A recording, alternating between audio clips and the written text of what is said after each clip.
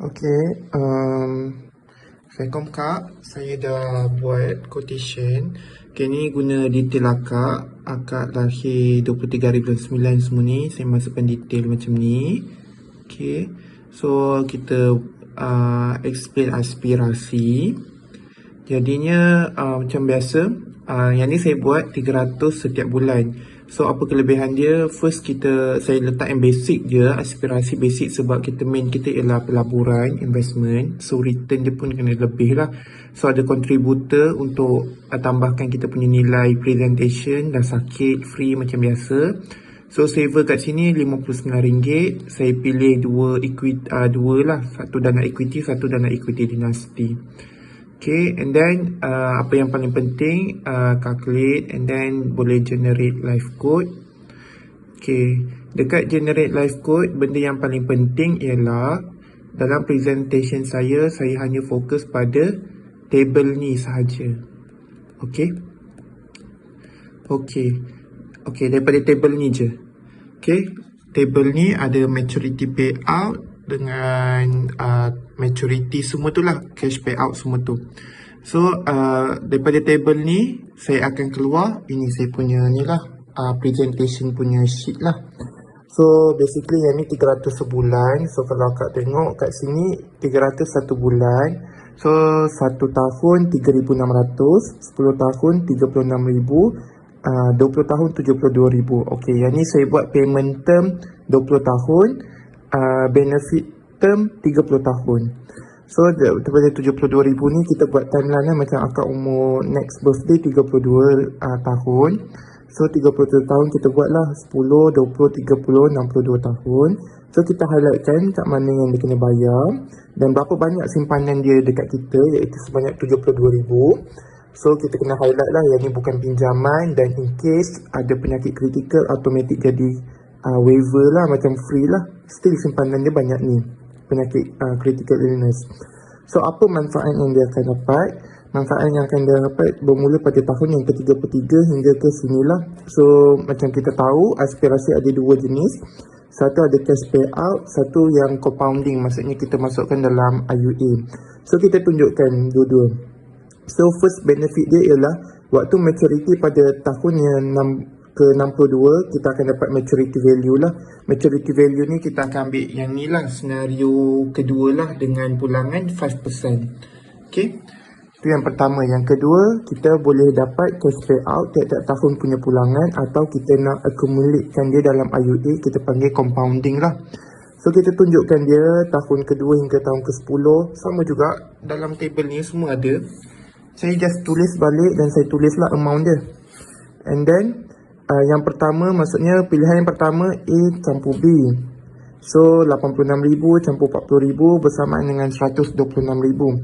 So kat sini dia dah nampak dah lah, dia simpan 72,000, tapi pulangan dia selepas 30 tahun dia dapat 126,000. So kat sini dah ada untung 50,000. So kalau buat 50,000 bahagi 30 tahun dalam 1,000 lebih, kita boleh cakap lah dia goyang kaki je, 1 tahun dia dapat ala-ala dividen 1,000 lebih. Okay.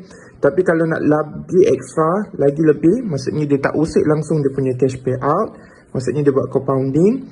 So kalau buat compounding kita kena tunjuk yang ni lah. Okay, calculator ni penting lah, Save with Pro. So kita masukkan nilai 450, macam kalau dia blur-blur, cash payout tu macam mana tahun kedua hingga tahun ke-10 tu macam mana. Kita tunjukkan benda ni. Okay, tahun kedua dia dapat 400,500, and then bila start tahun ke-11 dapat 900, lepas tu tahun ke-21 dapat ni, tahun ke-30 dapat 14,000. Okay, so kita nampak lah, kita tunjuk kat calculator ni, nampak dia dah tolong kirakan lah, total kita dapat ialah 40,000. Tapi apa yang berlaku kalau dia tak bawa keluar? Maksudnya duit ni tak masuk dalam account dia lah, dia accumulate dalam IUA. Maksudnya dia akan ambil pada umur 62 tahun. Okay, so yang ni saya buat 6.5% dia punya interest, maksudnya dividen dia. So kita isi, so dapat 73,118. So kat sini kita nampak lah 86,000 campur 73,000 dapatlah 159,359. So dah untung dah 2 kali ganda daripada 72,000. So dia nampaklah keuntungan 70,000 dalam masa 30 tahun. 1 tahun akak buatlah bahagi 70,000 bahagi 30 tahun dalam 2,000 lebih 1 tahun. So kalau macam akak bela, kat sini pun dah nampak dah untung. Even ambil cash payout pun untung juga. Ambil compounding lagi untung. So kalau macam dia tanya, macam mana cash payout tu dengan compounding IUA? Saya selalu bagi contoh macam ni. Kalau kita simpan dekat ASB RM100 1 tahun, pulangan 5% contoh, kita dapat RM5, betul? So kalau cash payout, maksudnya RM5 ni bawa keluar. So tahun depan pun simpannya still 100, dapat RM5. RM5 ni bawa keluar. Ni cash payout. Okay, ni contoh cash payout iaitu B lah. Tapi kalau buat yang C, 5%, kita ada RM100, kita dapat RM5. RM5 ni kita tak bawa keluar lagi, kita masuk semula. So jadi RM105. So kira dapat dividen tahun depan 150, mungkin RM5 kita tak bawa keluar lagi, kita masukkan lagi. Kat sini jadi 100. Kat sini mungkin dapat RM5.50 dah. Masukkan semula. Yang ni lah case senario C, iaitu accumulate dalam IUA. Okey, saya rasa tu je lah kot. Pembentangan saya macam ni je, mudah je.